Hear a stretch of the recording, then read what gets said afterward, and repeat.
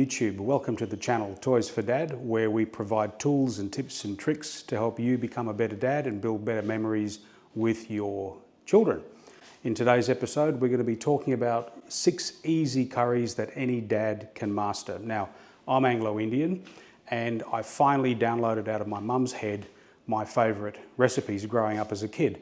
And for years and years, she had all this locked up in her head. And when I finally took down the notes, it occurred to me that there was a lot of commonality across these 6 of my favourite Anglo-Indian curry recipes. So today I'm going to share that all with you. Really, really simple. The ingredients are very similar: ginger, garlic, cumin, paprika, and coriander. And there's a few extras depending upon the specific recipe. And I'll tell you right now, these are stupid simple to make. I've made them on camp. I don't cook very often, but when I do, it's definitely one of these 6. I hope you get something out of it, and I hope you share these recipes. I hope you give it a crack, and let me know in the comments if you've managed to get a couple of them on the table, and I'd really be keen on some feedback. Let's get going. Now, what I'm about to show you is the spreadsheet that I put together articulating each of the spices required to make each of these curries. And you'll notice that there's a lot of commonality, as I mentioned before, across the 6 major spices. And each spice, the table, the intersection between the columns and the rows, is the number of teaspoons of that spice you need to include in the mix for 1 kilo of meat. Today I'm making 3 kilos of meat, so do the math.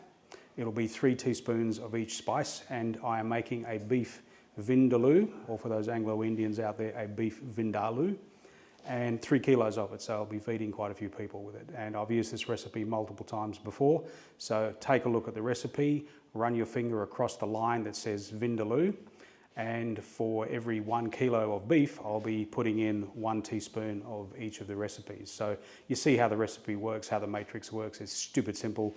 It's written by a man for men, so we don't get it wrong. I can't read recipe books, they're too bloody hard. So I keep this printout pretty handy. It goes with me camping. I've given it to all my friends, so it's now available for you all, courtesy of my mum. Her name is Nina, and I love her lots. This is all of my favourite Anglo-Indian recipes, literally on one page. As I mentioned before, I'm cooking 3 kilos of meat here, and the beef is already diced. But one thing that I've learnt the hard way is you want the beef to be diced fairly small. I typically do about just under 1 inch cube, and the reason why I do that, frankly, is because it increases the surface area of the spices to the meat. So you obviously want the meat to absorb as much of the spice as you can. I'm going to be dicing this meat, and then we'll get into making the mix. Rightio, so that's 3 kilos of beef diced. That's a lot of beef. I recommend, if you're going to try this recipe, any of these recipes for the first time, use 1 kilo. And if you want to do something extra special that my mum taught me, you mix 50-50 beef and pork. Don't know if you've ever tried that before. Sounds odd, but it's bloody good.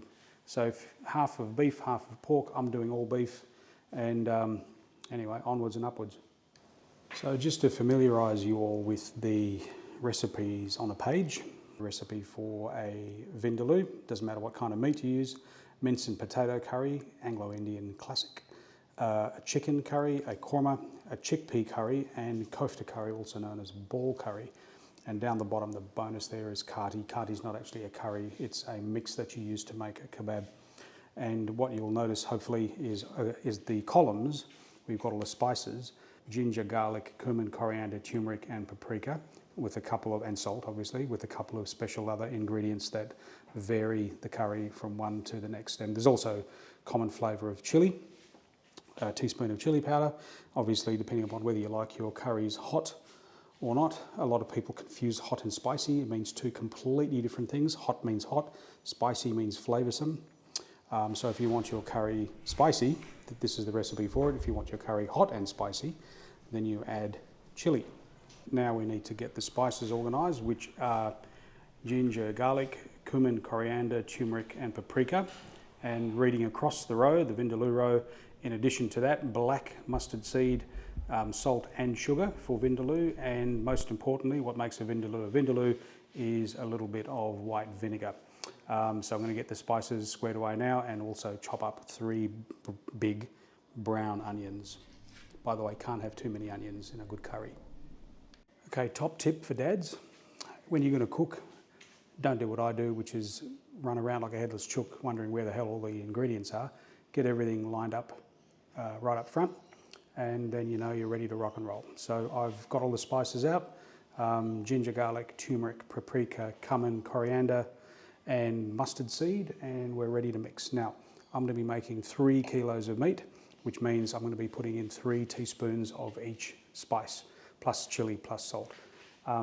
If you're using 1 kilo of meat, then maybe use 1 teaspoon of each, unless you want it extra strong, maybe 1.5 teaspoons. But again, I wouldn't get too creative if this is your first attempt.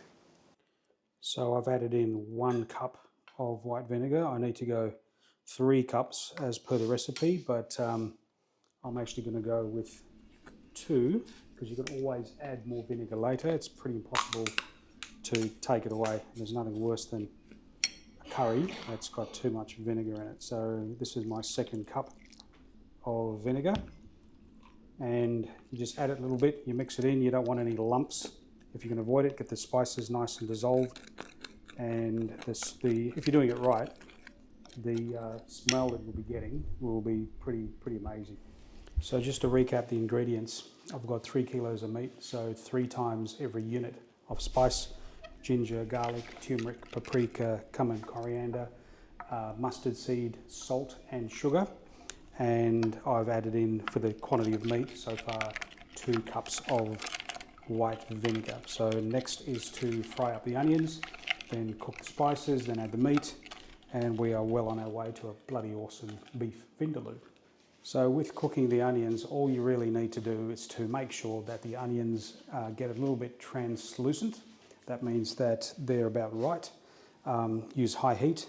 Recommend that you do not use olive oil because of the burning point. So canola oil or something else. You really don't need more than about 1/4 cup per kilo of meat to get the onions nice and fried, as well as the spices. So here we go, the onions frying up nicely. Then we're going to add in the spices, get the spices cooked for about 1 minute. Okay, so we're now ready to throw the meat in. 3 kilos of meat in here. If you chuck it all in there, you're not going to have a good curry, because it'll obviously not mix properly. So I tend to chuck it in a bit at a time, mix it in as you go. That's probably about, I'd say, just about 1 kilo now. Give it a good stir, get it all mixed in. Tell you what, the smell is freaking awesome. If you like the smell of a good curry. I don't know if you can hear me because I've got the exhaust fan on now, because the smell is starting to go right through the house.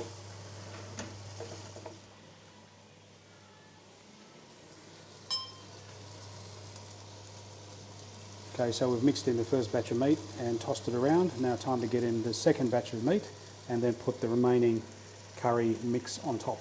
Look, it is smelling absolutely brilliant. Rightio, so there we have the finished product. It's a curry that's going to cook for 45 minutes.